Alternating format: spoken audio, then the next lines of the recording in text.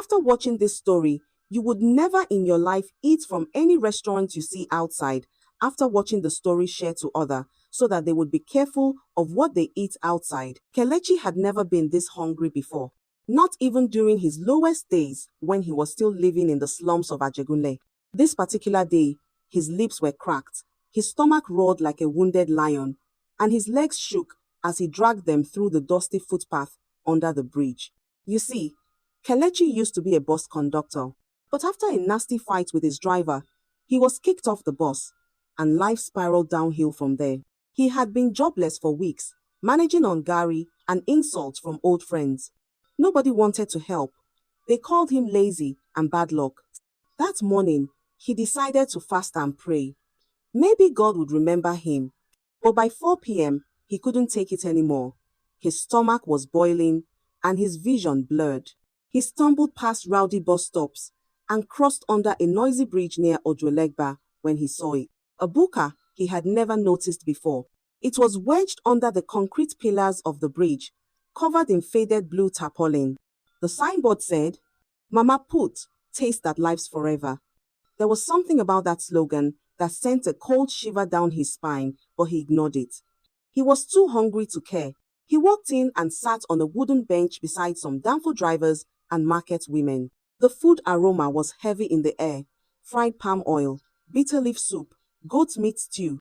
Kelechi licked his lips. He hadn't eaten anything in almost 2 days. As he was scanning the options on the makeshift menu board, a tall, slim man walked up to him. He was the strangest waiter Kelechi had ever seen. His left eye was completely white, like a boiled egg, and his hands trembled slightly. He leaned in close and whispered, "Brother, no chop here. If you want leave, stand up and go." Kelechi froze. "What did you say?" he asked. But the waiter simply turned and walked away, vanishing behind the curtain that led to the kitchen. Kelechi looked around. Nobody else seemed to notice anything strange. People were eating, laughing, chewing bones like normal. "Hunger is making me hallucinate," Kelechi muttered to himself. He called another waitress and ordered eba and goat meat stew. Minutes later, his food arrived. The eba was hot. The stew looked rich and red.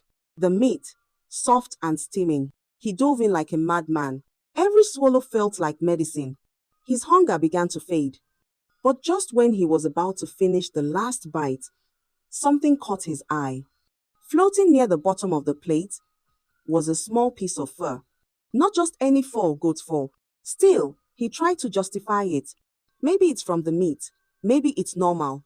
Then his teeth hit something hard. He spat it out. It was a goat's tooth. Kelechi's body shivered. He suddenly remembered the waiter's warning. Then, a strong wave hit his stomach. He was pressed. Very pressed. He stood up and asked for the restroom. The woman pointed to the back. But when he got there, the toilet was occupied.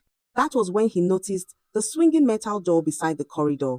It wasn't locked. Curious and still pressed, he pushed it slightly and peeked inside. What he saw made him freeze.